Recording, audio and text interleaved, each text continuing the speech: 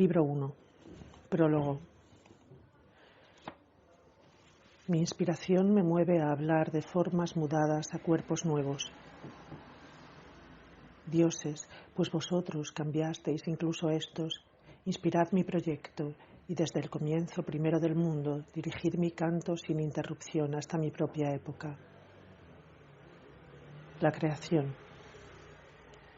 Antes del mar, de la tierra y del cielo que lo cubre todo, la naturaleza ofrecía un solo aspecto en el orbe entero al que llamaron caos, una masa tosca y desordenada que no era más que un peso inerte y gérmenes discordantes amontonados juntos de cosas no bien unidas. Ningún titán ofrecía todavía luz al mundo, ni Febe renovaba creciendo sus nuevos cuernos, ni la tierra se encontraba suspendida en el aire que la rodeaba, equilibrada por su propio peso, ni Anfitrite había extendido sus brazos por los largos límites de las tierras. Y aunque había allí tierra, mar y aire, inestable era la tierra, innavegable era el mar, y sin luz estaba el aire. Nada conservaba su forma, cada uno se oponía a los otros, porque en un solo cuerpo lo frío luchaba con lo caliente, lo húmedo con lo seco, lo blando con lo duro y lo pesado con lo ligero. Esta disputa un dios, o más bien la naturaleza, la dirimió, pues escindió las tierras del cielo, las aguas de las tierras y separó el límpido cielo del aire espeso. Y después que los desplegó y los sacó de la masa oscura, los unió en sitios separados con paz armoniosa. La fuerza ígnea y sin peso del cielo convexo brilló y se buscó un lugar en lo más alto de la bóveda. Cercano a él por su ligereza y situación está el aire. Más densa que ellos, la tierra arrastró consigo los elementos pesados y quedó apretada por su propia gravedad. Y el agua que la rodea ocupó la parte final y abarcó el disco sólido. Cuando el dios, quienquiera que fuera, hubo ordenado así la masa, la dividió, y una vez dividida la distribuyó en partes. Primero a la tierra, para que no quedara desigual por todas partes, la enrolló bajo la figura de un enorme globo. Después ordenó que se dispersaran los mares, que se inflaran de rápidos vientos y rodearan las costas de la tierra circular. Añadió fuentes, inmensos estanques y lagos y encauzó el raudal de los ríos entre riberas tortuosas. Estos son absorbidos en parte por la misma tierra en diferentes lugares, en parte llegan al mar y, recibidos en llanura de aguas más extensas, golpean los litorales en lugar de las riberas. Ordenó también que se dilataran los campos, se hundieran los valles, los bosques se cubrieran de hojas y se elevaran los montes pedregosos. Y como hay dos zonas que cortan el cielo por la derecha, otras dos por la izquierda, y una quinta es más tórrida que éstas, así el celo de Dios dividió la masa inclusa en igual número, y otras tantas zonas quedan marcadas sobre la tierra. De ellas, la central no es habitable a causa del calor.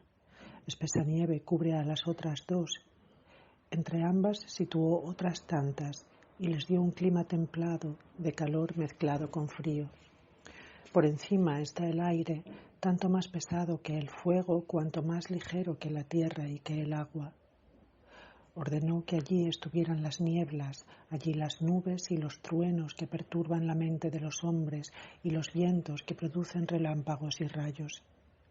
El hacedor del mundo no permitió a los vientos ocupar el aire a su gusto. Todavía ahora cuesta impedirles que destrocen el mundo, aunque cada uno dirige sus soplos en regiones distintas. Tan grande es la discordia entre los hermanos. El Euro se retiró junto a la aurora, a los reinos nabateos, a Persia y a las cumbres que se extienden bajo los rayos matutinos.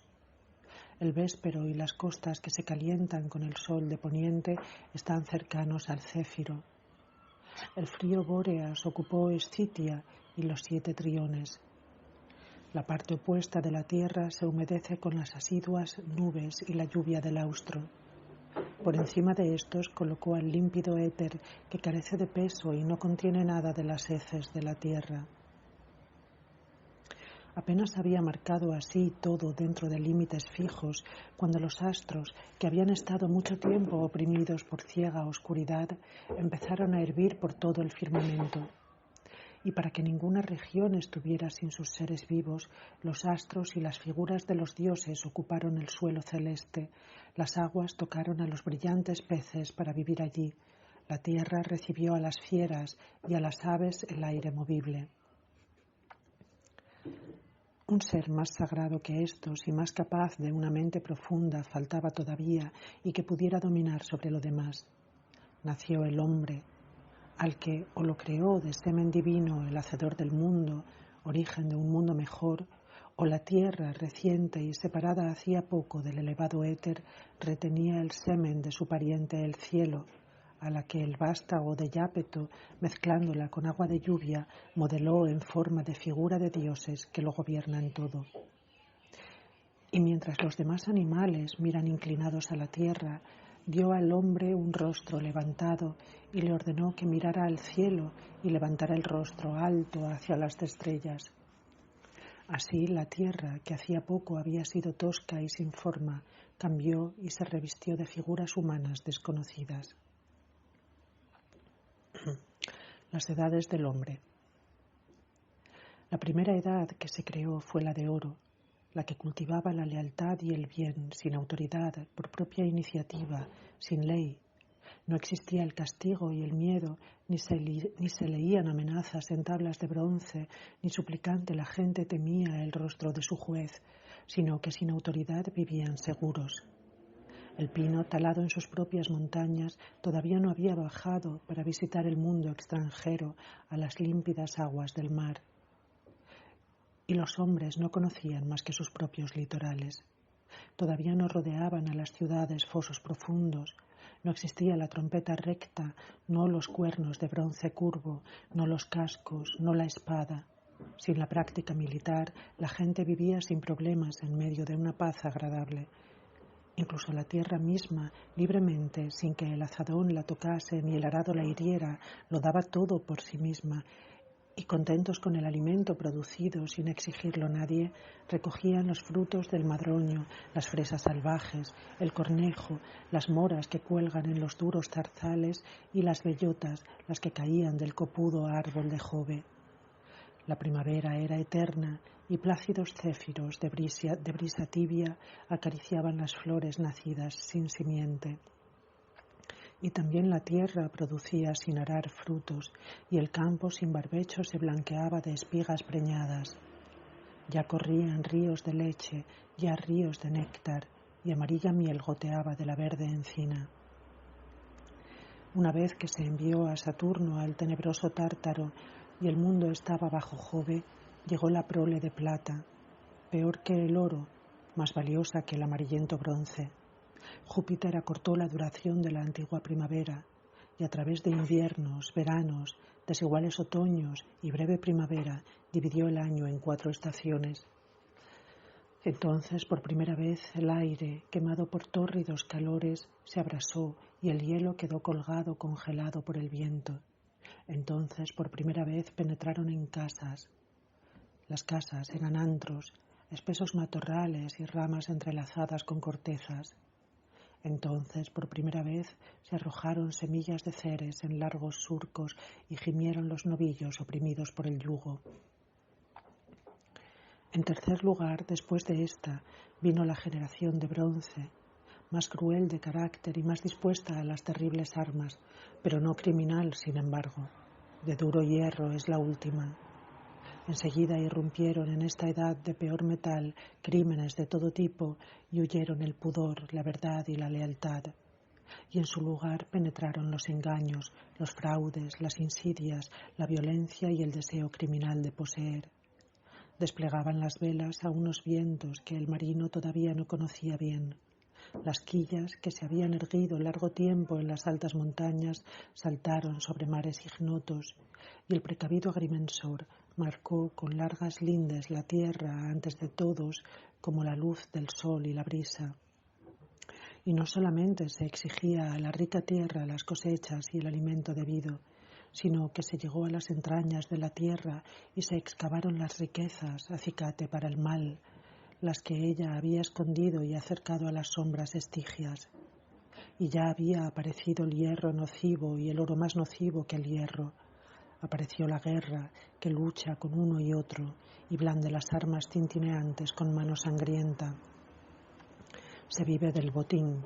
El huésped no está seguro con su huésped, ni el suegro con su yerno, e incluso es rara la avenencia entre hermanos. El varón trama la muerte de su esposa, esta la del marido. Madrastras terribles preparan los pálidos acónitos. Los hijos preguntan antes de tiempo por los años de su padre. Vencida yace la piedad y la Virgen Astrea abandona, la última de los celestiales, las tierras empapadas de muerte. La batalla de los gigantes. Y para que el elevado cielo no estuviera más seguro que la tierra, los gigantes, se dice, aspiraron al reino celestial y levantaron montañas apiladas hasta las altas estrellas. Entonces el Padre Omnipotente lanzó su rayo, hizo añicos el Olimpo y derribó al Pelio de losa que lo sostenía. Mientras aquellos fieros cuerpos yacían aplastados por su propia mole, la tierra, se dice, regada, se empapó de la abundante sangre de sus hijos, dio vida a aquella sangre caliente, y para que no quedara reliquia alguna de su estirpe, la convirtió en figuras humanas. Pero también aquella raza despreció a los dioses, avidísima de crueles carnicerías, y fue violenta. Se veía que habían nacido de la sangre. La asamblea de los dioses 1. Cuando el padre Saturnio vio esto desde la cima de su fortaleza, gimió, y recordando el infame convite en la mesa de Licaón, aún no divulgado, pues el suceso estaba todavía reciente, concibe una ira inmensa en su corazón y digna de Júpiter, y convoca una asamblea. Nada retrasó a los convocados. Hay un camino elevado visible en el cielo sereno. Lácteo es su nombre, pues destaca por su misma blancura. Por él los dioses se dirigen a la morada del gran tonante, la mansión real. A izquierda y derecha los atrios de los dioses nobles están concurridos, con las puertas de par en par. En esta zona colocaron sus penates los celestiales más poderosos e ilustres. Este es el lugar al que, si tuviera la osadía de decirlo, no dudaría en llamar el palatino del gran cielo inmenso.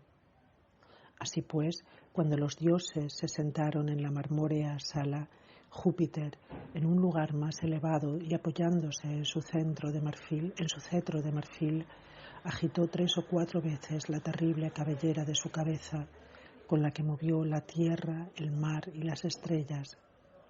Después dio rienda suelta a su boca indignada de esta forma: no estuve yo más preocupado por el reino del mundo en la época en que cada uno de los gigantes de pies de serpiente se disponía a poner sus 100 brazos sobre el cielo cautivo. Pues, aunque el enemigo era fiero, con todo aquella guerra dependía de un solo ejército y de un solo origen. Ahora debo destruir la raza de los mortales por donde el nereo resuena alrededor de todo el mundo. Lo juro por los ríos infernales que fluyen bajo tierra en el bosque estigio. Lo he intentado todo antes, pero al cuerpo incurable hay que extirparlo con la espada para no contagiar a la parte sana. Yo tengo semidioses, tengo ninfas, divinidades del campo, faunos, sátiros y silvanos que habitan las montañas, a los que, como todavía no los honramos con los honores del cielo, permitámosles al menos habitar la tierra que sí les dimos. ¿O creéis, dioses, que van a estar ellos seguros cuando a mí, que poseo y gobierno el rayo, y a vosotros, me ha tendido asechanzas Licaón, conocido por su fiereza? Todos refunfuñaron y con ardiente pasión piden el castigo de quien se había atrevido a tanto. Así, Cuando una banda criminal se enfureció para aniquilar el nombre de Roma con la sangre de César, quedó aturdido el género humano con un miedo grande por tan repentina ruina y el mundo entero se horrorizó. Y la piedad de tu pueblo, Augusto, no te fue menos agradable que aquella a Júpiter. Y una vez que éste acalló con su voz y su mano los murmullos, todos ellos guardaron silencio. Cuando cesó el griterío, acallado por la autoridad de su rey, Júpiter rompió de nuevo el silencio con las siguientes palabras. Licaón, él ha pagado desde luego su crimen, dejad de preocuparos. Con todo, os voy a contar su ofensa y cuál ha sido su castigo. La mala fama de la época había llegado a mis oídos, y deseando que fuera falsa, me deslicé desde la cima del Olimpo, y como Dios con figura de hombre recorrí la tierra. Largo sería enumerar la cantidad de delitos que encontré por todas partes. La mala fama era menor que la realidad misma. Yo había atravesado el Ménalo, terrible por sus guaridas de fieras, y Cilene y los pinares del gélido Liceo. Después entré en la morada e inhóspita mansión del Arcadio, cuando el tardío crepúsculo arrastraba a la noche. Di señales de haber llegado un dios y la gente se puso a suplicar. Al principio Licaón se rió de sus piadosas plegarias, después dijo: voy a ver con una prueba clara si este es un dios o un mortal, y la verdad será indubitable. Trama darme muerte por la noche, cuando esté desprevenido, durmiendo. Tal fue la prueba de la verdad que le agradó. Pero no contento con esto, a un rehén enviado por el pueblo moloso le cortó el cuello con el filo de su espada, y una parte de los miembros, así semimuertos, los ablandó en agua hirviendo, y otra la tostó sobre el fuego. Tan pronto como las sirvió a la mesa, yo con rayo vengador hundí su casa sobre aquellos penates dignos de su dueño. Huyó él aterrorizado y alcanzando el silencioso campo, aulló y trató en vano de hablar. Su boca recogió su propia rabia, empleando con el ganado su habitual avidez de matanza. Todavía ahora se regocija con la sangre. La ropa se transforma en pelo, empatas los brazos, se convierte en lobo y conserva las huellas de su antigua figura. Igual es su pelo cano, igual es la violencia de su rostro, igualmente brillan sus ojos, igual es la fiereza de su imagen. Una casa ha caído y no es la única que merecía perecer. Por donde se extiende la tierra, reina la fiera Erinis. Se diría que hay una conjura para el crimen, que todos paguen rápidamente el castigo que merecen. Esa es mi sentencia. La Asamblea de los Dioses 2. Unos aprueban a voces las palabras de Júpiter, añadiendo estímulos a su cólera. Otros le apoyan con su asentimiento. Sin embargo, todos sienten dolor por la pérdida del género humano y le preguntan qué aspecto tendrá la tierra sin hombres, quién llevará incienso a los altares y si planea entregar las tierras a las fieras para saquearlas. A tales preguntas, pues él se preocupará de todo. El rey de los dioses les prohíbe sentir miedo, prometiéndoles una raza diferente de la anterior, con un origen extraordinario. El diluvio. Y ya estaba a punto de lanzar los rayos sobre todas las tierras, pero temió que acaso el sagrado éter se incendiara con tantos fuegos y ardiera el mundo entero. Recuerda también que estaba en el destino la llegada de un tiempo en que el mar, en que la tierra y la ciudadela del cielo se abrasarían entre llamas y la mole en apuros del mundo estaría en peligro. Se guardan los dardos fabricados por las manos de los cíclopes. Le agrada otro castigo, enviar nubarrones desde todas partes del cielo y hacer desaparecer al género humano bajo las aguas. Inmediatamente encierra el aquilón en los antros eolios y a cuantos soplos hacen huir las nubes amontonadas y suelta al noto. El noto se lanza volando con sus alas humedecidas cubriendo su terrible rostro de negra oscuridad. Tiene la barba cargada de nubes, mana agua de sus blancos cabellos. En la frente se asientan las nubes y destilan rocío las alas y el pecho.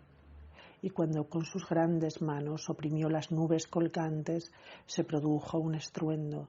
Al punto se derraman densos nubarrones desde el cielo. Iris, la mensajera de Juno, revestida de variados colores, reúne las aguas y lleva alimento a las nubes. Lacias quedan las mieses, yacen los llorados deseos de los colonos y parece inútil el esfuerzo de un largo año. Y no se contentó la ira de Júpiter con su propio cielo, y su azulado hermano le ayuda con el auxilio de las aguas. Este convocó a los ríos. Cuando estos entraron en la mansión de su soberano, aquel les dijo: no es momento ahora de emplear muchas palabras. Desbordad vuestras aguas, hay que hacerlo. Abrid vuestras mansiones y apartados los diques, soltad todas las riendas de vuestros ríos. Estas fueron sus órdenes. Los ríos vuelven, aflojan las bocas de sus fuentes y con sus cursos sin freno se precipitan hasta el mar. Neptuno golpeó la tierra con su tridente y ésta tembló y con sus movimientos abrió los caminos a las aguas. Los ríos desbordados se precipitan sobre los campos abiertos y con los sembrados se llevan a la vez arbustos, ganado, hombres, hogares y capillas con sus objetos sagrados. Y aunque alguna casa quedó en pie y pudo resistir sin caer a tamaña desgracia, aún así, aguas más altas cubren sus techos y quedan ocultas sus torres bajo el torbellino. Y ya no había diferencia alguna entre el mar y la tierra. Todo era mar, y al mar incluso faltaban las costas. Uno ocupa una colina, otro se sienta en una curvada barquilla y rema donde hacía poco araba. Aquel navega por encima de los sembrados o los tejados de su finca sumergida. Este sorprende a un pez en lo alto de un olmo. El ancla, si la suerte llega, queda clavada en el verde prado, o las curvadas quillas gastan los viñedos de debajo, y por donde hace poco pastaban la hierba las gráciles cabras, ahora las deformes focas depositan allí sus cuerpos. Las nereidas se maravillan de los bosques, ciudades y casas bajo las aguas. Ocupan los sotos los delfines que corretean por las altas ramas y golpean y zarandean los robles.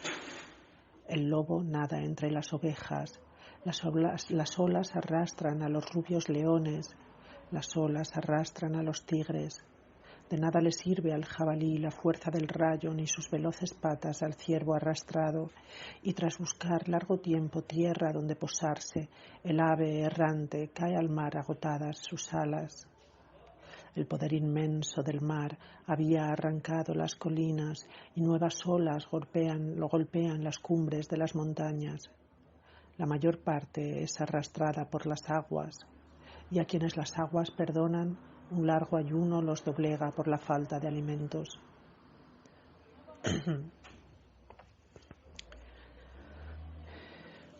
Deucalión y Pirra.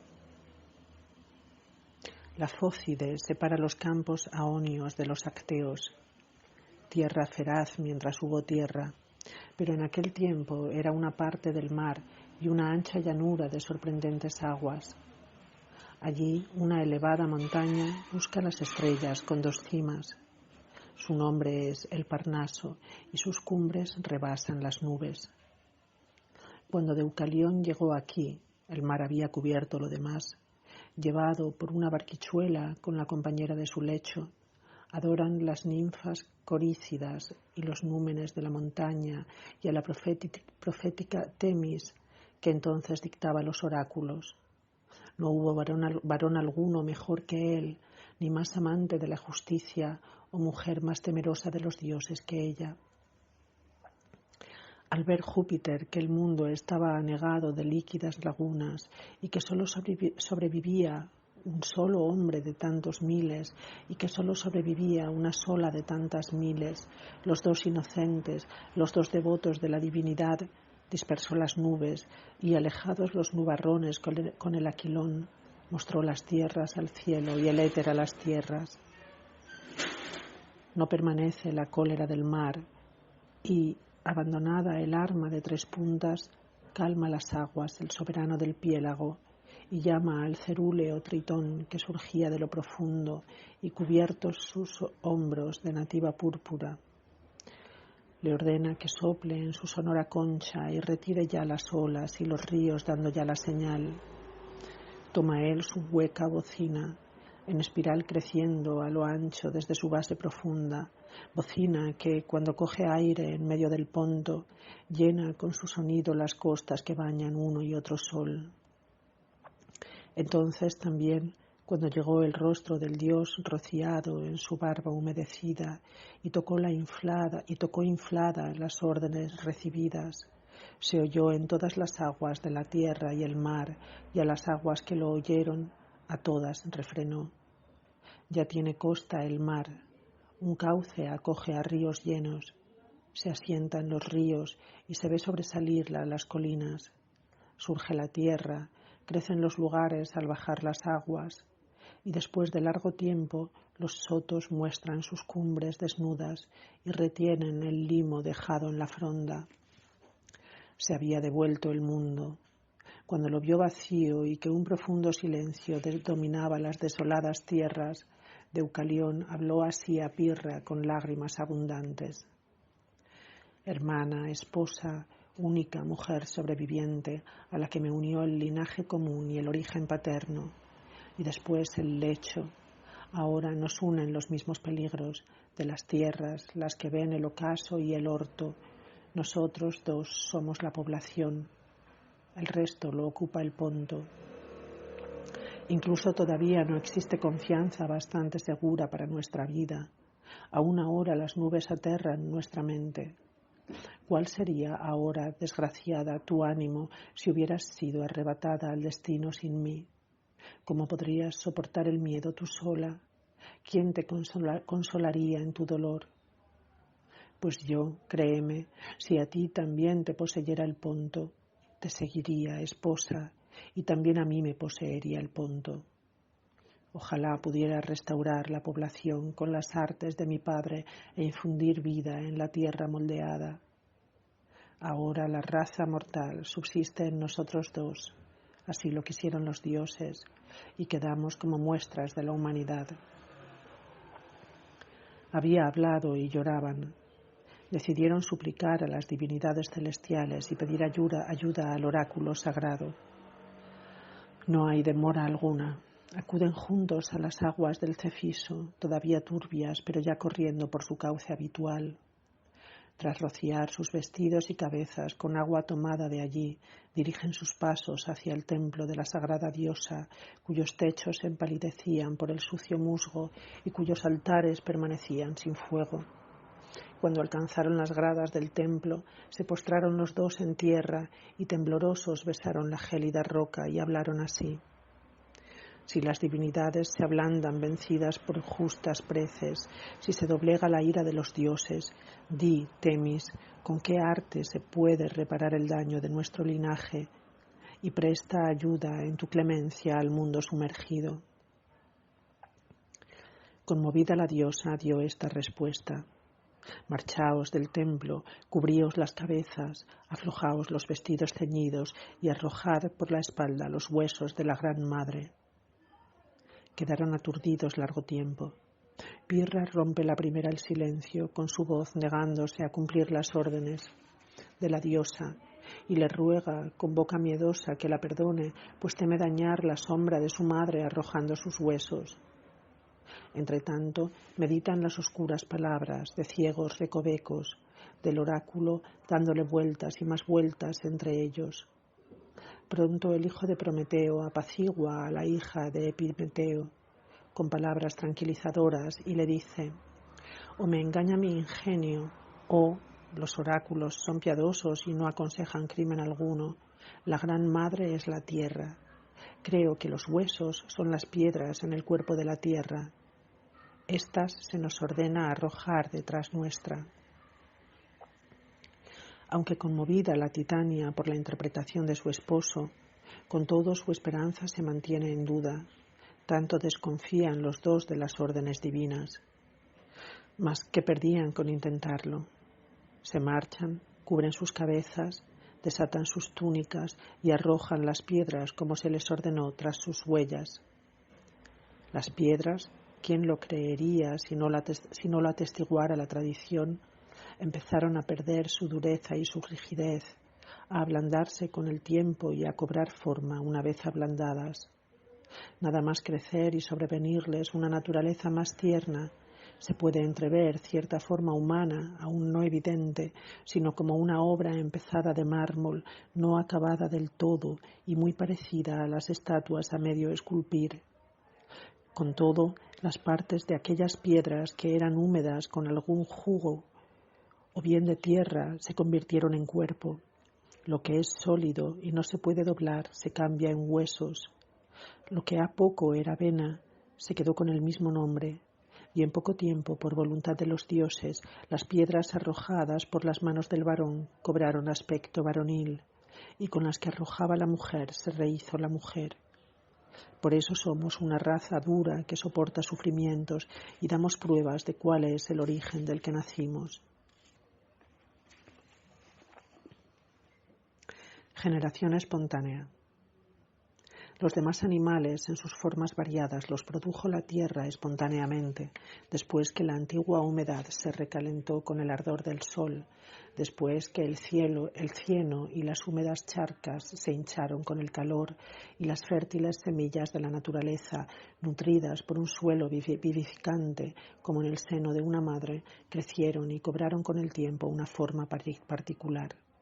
Así, cuando el Nilo, el río de 7 bocas, abandonó los campos empapados y devolvió su propia corriente a su antiguo cauce, y el Limos reciente se calentó con la estrella celeste, los labriegos encuentran muchísimos animales al arar la tierra. Entre estos ven a algunos apenas formados y en el momento mismo de nacer. Ven a otros sin formar y con sus miembros mal desarrollados, y muchas veces en un mismo cuerpo una parte tiene vida, pero la otra es tierra inerte. Pues cuando la humedad y el calor alcanzaron la temperatura adecuada, producen vida, y de estos dos elementos nace todo. Y aunque el fuego lucha con el agua, este vapor húmedo crea todas las cosas, y esta discorde concordia es apropiada para la procreación.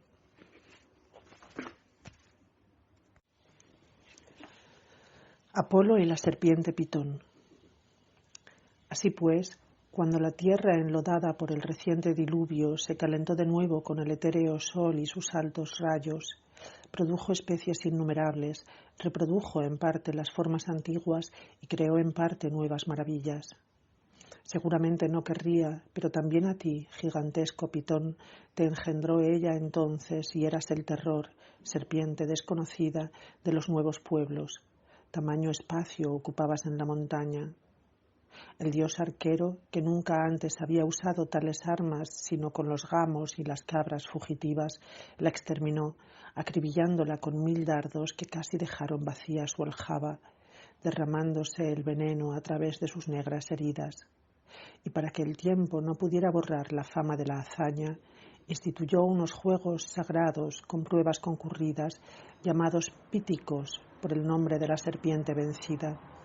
Allí cualquier joven que venciera en boxeo, atletismo o carrera de carros alcanzaba el honor de una corona de hojas de encina. Todavía no existía el laurel y Febo ceñía sus sienes, adornadas con larga cabellera, con hojas de cualquier árbol. Apolo y Dafne. El primer amor de Febo fue Dafne, la hija de Peneo, un amor que no produjo el ignorante azar, sino la cruel ira de Cupido. A este a poco el Delio, soberbio por la victoria sobre el reptil, le había visto doblar el arco con la cuerda tensa y le dijo: «¿Qué haces, niño lascivo, con armas de valientes? Tal armamento cuadra a mis hombros, a mí que soy capaz de inferir heridas certeras a una fiera o a un enemigo y que acabo de abatir a Pitón, la que abarcaba tantas yugadas con su vientre pestífero, hinchada por mis innumerables saetas. Conténtate tú con excitar con tu antorcha no sé qué amoríos y no te adueñes de glorias que son mías». El hijo de Venus respondió: Sea que tu arco, Febo, atraviese todas las cosas, pero el mío a ti, y como todos los animales son inferiores a la divinidad, así tu gloria es inferior a la mía. Así le habló, y batiendo las alas se elevó raudo por los aires para detenerse en la umbrosa fortaleza del Parnaso. De su saetífera aljaba sacó 2 dardos de efectos diferentes. El uno hace rehuir al amor, el otro lo produce. El que lo produce es de oro y brilla en su afilada punta. El que lo hace huir es romo y tiene plomo bajo la caña. Este el dios lo clavó en la ninfa Penea, pero con el otro hirió la médula de Apolo tras atravesar sus huesos. Al punto el uno se enamora, la otra huye del nombre del amor, disfrutando con los escondites de los sotos y los despojos de las fieras capturadas, émula de la doncella Febe. Una cinta sujetaba sus cabellos sueltos, sin orden. Muchos la pretendieron. Ella, rechazando a los pretendientes, independiente y sin varón, recorre los bosques inaccesibles sin preocuparse de lo que es Himeneo, amor o el matrimonio. A menudo su padre le dijo: un yerno, hija mía, me debes. A menudo su padre le dijo: me debes, hija mía, nietos. Ella, que odiaba como un crimen las teas conyugales, había inundado su bello rostro de vergonzoso rubor y, rodeando el cuello de su padre con sus delicados brazos, le dijo: déjame, padre querido, disfrutar de mi virginidad. Esto también se lo concedió antes a Diana, su padre. Su padre accede sin dudarlo, pero esa belleza te impide ser lo que quieres y tu figura se opone a tus deseos. Febe anda enamorado y al ver a Dafne desea unirse a ella, y lo que desea lo espera y le engañan sus propios oráculos, y como se quema la paja ligera separadas las espigas, como arden los cercados por la tea que por azar un caminante arrimó demasiado o dejó abandonada ya a punto de amanecer, así el dios se envolvió en llamas, así se abrasa todo su corazón y alimenta de esperanzas un amor estéril. Observa que le cuelgan del cuello cabellos sin acicalar. ¿Y qué si se arreglan?, dice. Ve sus ojos que brillan de fuego parecidos a las estrellas, ve sus labios que no basta con ver. Alaba sus dedos, sus manos, sus brazos y sus piernas desnudas más de la mitad. Si algo queda oculto, lo imagina aún mejor. Ella huye, más rauda que la brisa ligera, y no se detiene ante estas palabras de quien la llama. Ninfa, hija de Peneo, quédate, te lo suplico. No te persiga un enemigo, quédate, ninfa. Así huye la cordera del lobo, así la cierva del león, así del águila las palomas con alas temblorosas, cada una de sus enemigos. El amor es la razón de que te siga, ay de mí. No vayas a caerte o las zarzas a marcar tus piernas que no merecen heridas, y sea yo la causa de tu dolor. Abruptos son los lugares a donde te diriges. Corre, por favor, más despacio y detén tu huida. Más despacio te seguiré. Pregunta a quien quieras, no vivo en las montañas, no soy un pastor, no soy un palurdo que vigile aquí sus reses y sus rebaños. No sabes, atrevida, no sabes de quién estás huyendo y por eso huyes. A mí me sirve la tierra de Delfos, Claros, Ténedos y el palacio de Pátara. Júpiter es mi padre. Por mí se descubre lo que será, fue y es. Por mí la poesía se acompasa con las cuerdas. Certera es, sin duda, mi saeta, pero una saeta es más certera que la mía, la que causó una herida en mi pecho antes vacío. Invento mío es la medicina, y por el mundo me llaman sanador, y el poder de las hierbas está sometido a mí. Ay de mí, que el amor no se cura con hierba alguna, y no sirve a su dueño la técnica que sirve a todo el mundo. Apolo se disponía a seguir hablando cuando huye en temerosa carrera la hija de Peneo y lo dejó con la palabra en la boca. Y aun entonces le pareció bonita. El viento desnudaba su cuerpo, soplos contrarios agitaban el vestido en su dirección y una ligera brisa hacía retroceder su cabello en movimiento. La huida aumentaba su belleza. pero el joven dios no aguanta más desperdiciar sus requiebros y, tal como le aconsejaba el mismo amor, sigue sus huellas a paso desbocado. Como el galgo que ha visto una liebre en campo abierto y con las patas busca a aquel su presa, esta su salvación, el uno a punto de cogerla espera cobrarla inmediatamente y olisquea las huellas con su hocico extendido. La otra duda si ha sido capturada, se escapa de las mismas fauces y deja atrás el hocico que ya la tocaba. Así el dios y la doncella, el uno es rápido por la esperanza, la otra por el temor. Con todo, quien persigue, ayudado por las alas del amor, es más rápido, no da tregua, acosa la espalda de la fugitiva, echa su aliento sobre los cabellos derramados por el cuello.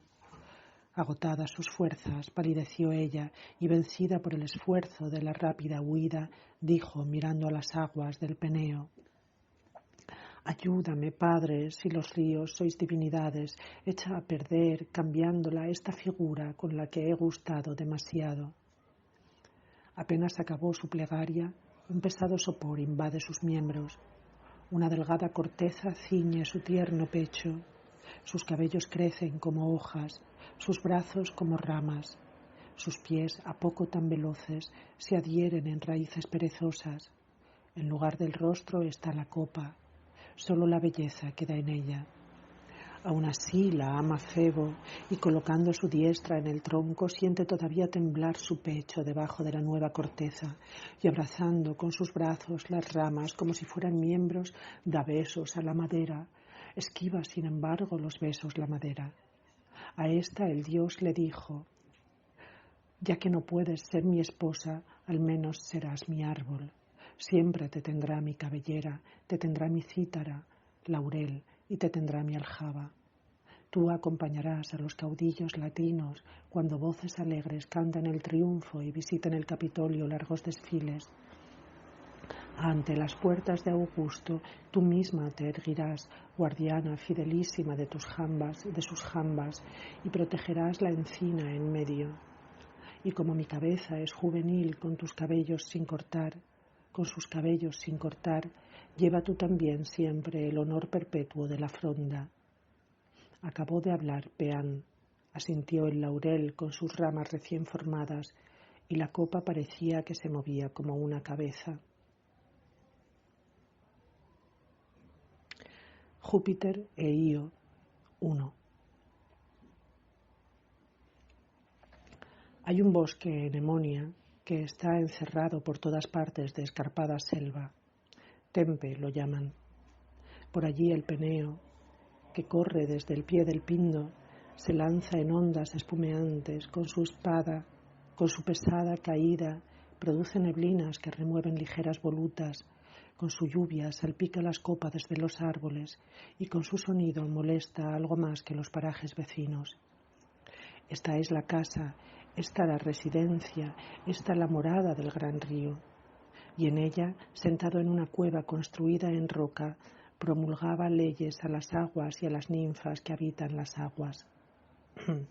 Se reunieron allí los ríos locales primero, sin saber si felicitar o consolar al padre, el Esperquío, rico en álamos, el incansable Epíneo, el anciano Erídano, el amable Anfriso y el Eante, y después los otros ríos que, por donde los lleva la corriente, conducen al mar sus aguas cansadas de los meandros. Solo faltaba el Ínaco, escondido en lo profundo de su cueva, con sus llantos aumenta sus aguas y el muy desgraciado llora a su hija Io como perdida. No sabe si disfruta de la vida o si está entre los manes, pero al no encontrarla en ninguna parte, cree que no está en ninguna parte y en su corazón teme lo peor. La había visto Júpiter de vuelta del río de su padre y le había dicho: doncella digna de Júpiter y que en tu lecho harías a cualquiera feliz, dirígete a las sombras de estos bosques profundos. y le mostraba las sombras de los bosques, mientras hace calor y el sol está altísimo en mitad de su órbita, y si temes entrar sola en las guaridas de las fieras, bajo la guía de un dios penetrarás segura en lo secreto de los bosques, y no de un dios común, sino de mí, que sostengo en mi mano poderosa el cetro del cielo, de mí que lanzo los rayos errantes. No huyas de mí, pues estaba huyendo. Ya había dejado los pastos de Lerna y los campos de Lirceo plantados con árboles, cuando el dios extendió la oscuridad para ocultar la tierra, detuvo su huida y le quitó su honra. Entretanto, Juno bajó su mirada en medio de Argos y se extrañó de que unas nubes voladoras hubieran producido la imagen de la noche en un día radiante, y percibió que no provenían de un río ni se habían formado de la humedad de la tierra. Miró alrededor para ver dónde estaba su esposo, como la que ya conocía los engaños de su marido tantas veces descubierto. Y al no encontrarlo en el cielo, dice: o me equivoco o éste me engaña. Deslizándose desde lo más elevado del cielo, se detuvo en la tierra y ordenó disiparse a las nieblas. Aquel había ya notado la llegada de su esposa y había cambiado la imagen de la Ináquide en una lustrosa ternera. Siendo vaca también era hermosa. La Saturnia alaba, aunque a disgusto, la belleza de la vaca y pregunta, como si no supiera la verdad, de quién es, de dónde viene, a qué vacada pertenece. Júpiter miente diciendo que ha nacido de la tierra para que deje de preguntar su origen. La Saturnia la pide como regalo. ¿Qué hacer?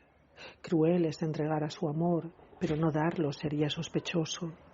El pudor le aconseja hacerlo, el amor lo disuade. El pudor habría sido vencido por el amor, pero si le negara la vaca, regalo insignificante a su compañera de sangre y de lecho, no habría parecido una vaca. Le regaló la rival, pero la diosa no abandonó por eso todo su miedo. Recelaba de Júpiter y estuvo angustiada por sus devaneos hasta que la entregó al hijo de Aréstor para su custodia.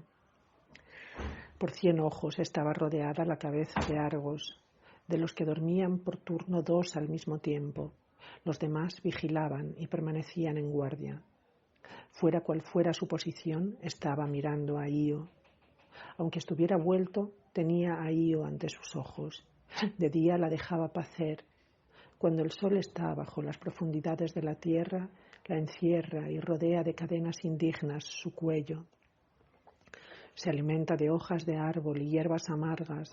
En lugar de un lecho se acuesta la desgraciada en tierra, no siempre sobre hierba, y bebe en ríos cenagosos.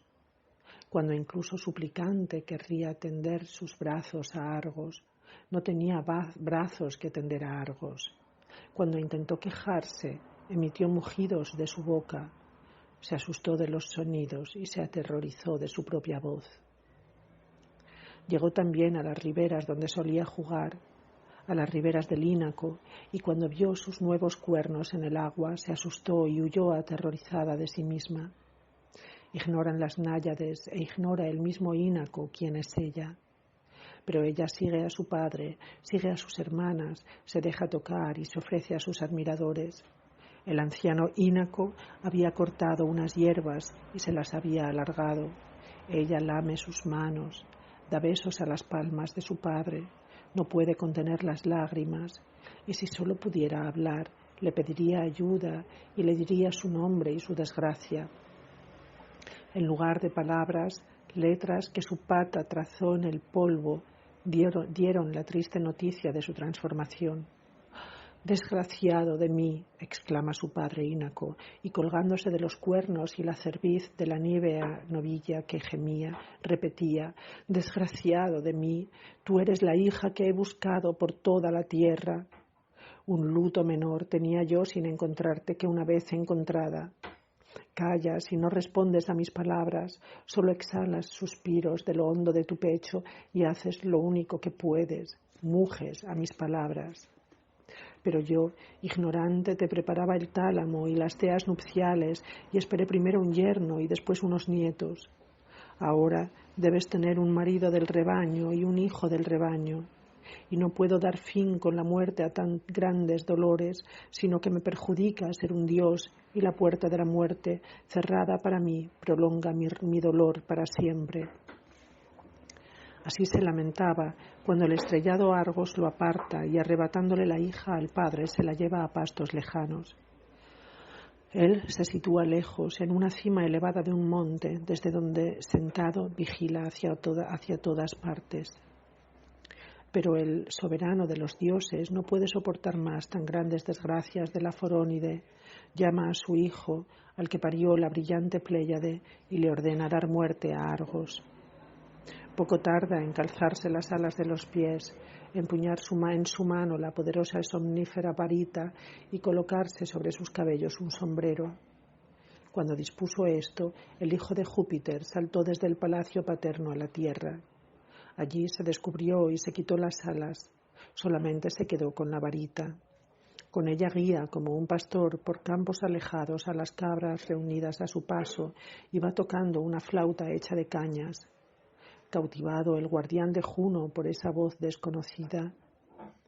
Tú, quien quiera que seas, podías sentarte conmigo en esta roca, le dice Argos, pues no hay hierba más fecunda para el ganado que la de este lugar, y puedes ver una sombra para pastores.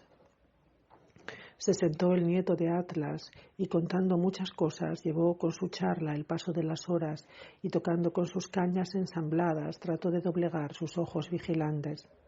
Argos, sin embargo, se esforzó por vencer al blando sueño y aunque el sopor entró en una parte de sus ojos, sin embargo vigila con la otra. También le pregunta, pues la flauta se había inventado hacía poco, cómo se inventó.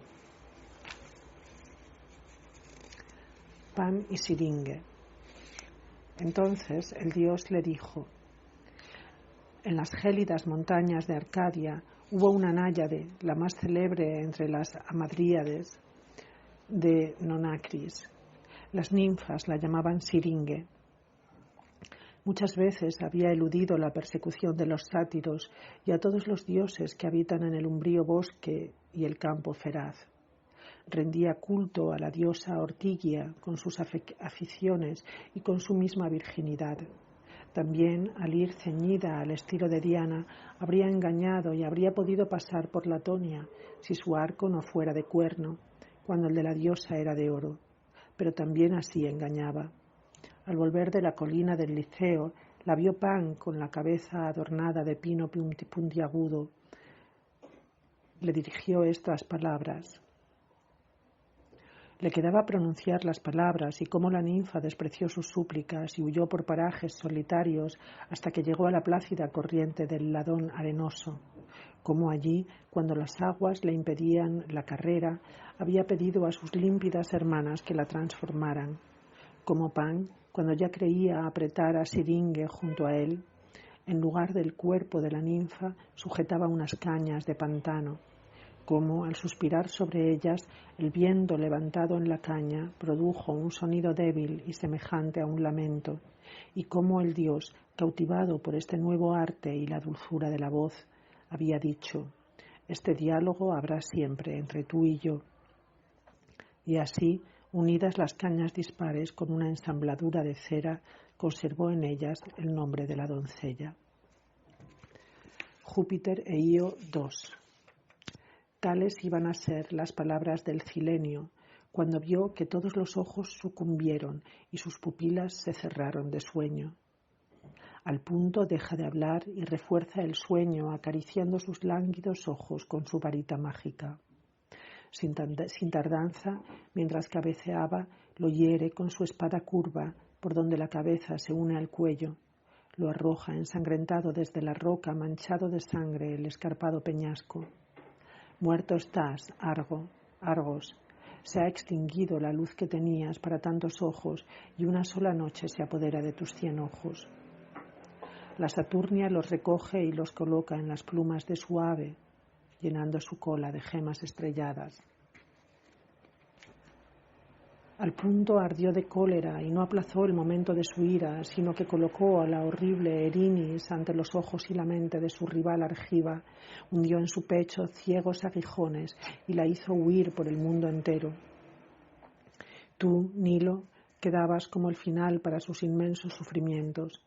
Tan pronto como te alcanzó, se arrojó de rodillas sobre la orilla del agua y elevándose con su cuello hacia atrás, que era lo único que podía hacer, levantó la cara hasta las estrellas y con sus gemidos, lágrimas y mugidos que sonaban a luto, parecía quejarse a Júpiter, pidiéndole el fin de sus desgracias.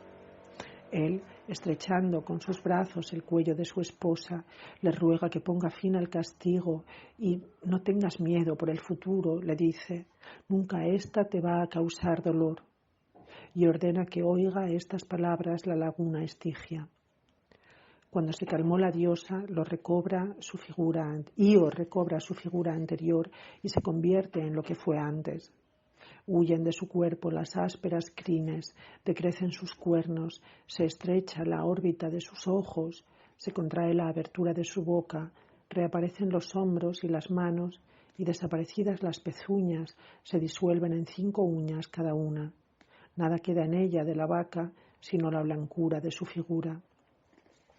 La ninfa, feliz con el uso de los 2 pies, se yergue, teme hablar para no mugir como una novilla, y nerviosa intenta de nuevo las palabras perdidas. Ahora es una diosa venerada por una multitud vestida de lino. Épafo se cree por fin, nació de ella del semen del gran Júpiter, y por las ciudades posee templos unidos a los de su madre. Faetón 1. Épafo tuvo un igual a él en edad y en carácter, el hijo del sol, Faetón. En una ocasión en que éste presumía de no ser inferior a Épafo y se enorgullecía por su padre Febo, esto no lo soportó el Ináquida y le dijo: «Estás loco por creer en todo a tu madre y presumes por la idea de un padre falso». Se ruborizó Faetón, pero con el rubor reprimió su ira y llevó a su madre Clímene los insultos de Épafo, diciéndole: «Para que te sea más doloroso, madre, yo, el sincero, yo, el arrojado, he guardado silencio. Me avergüenza que estos insultos se hayan podido pronunciar y no refutar. Pero tú, si es que he sido engendrado de estirpe celeste, dame una prueba de mi alta cuna y confirma mi pertenencia al cielo». Dijo, y se abrazó el cuello de su madre, y por la cabeza de Mérope y la suya propia, y por las teas de sus hermanas, le rogó que le diera señales de su verdadero padre.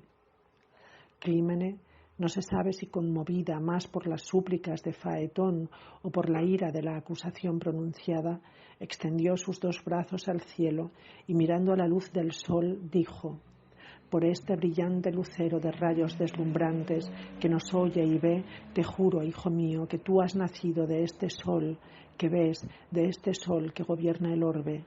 Si digo mentiras, que no me permita verle, y que esta luz sea la última para mis ojos. Y no es trabajo difícil para ti conocer los penates de tu padre, la morada de donde sale limita con nuestro país. Si es que tienes ganas, ve y pregúntaselo cara a cara». Salta inmediatamente de alegría ante estas palabras de su madre Faetón, quien se imagina al cielo en su imaginación. Cruza su Etiopía y la India situadas bajo los fuegos siderales e impaciente llega a la salida de su padre.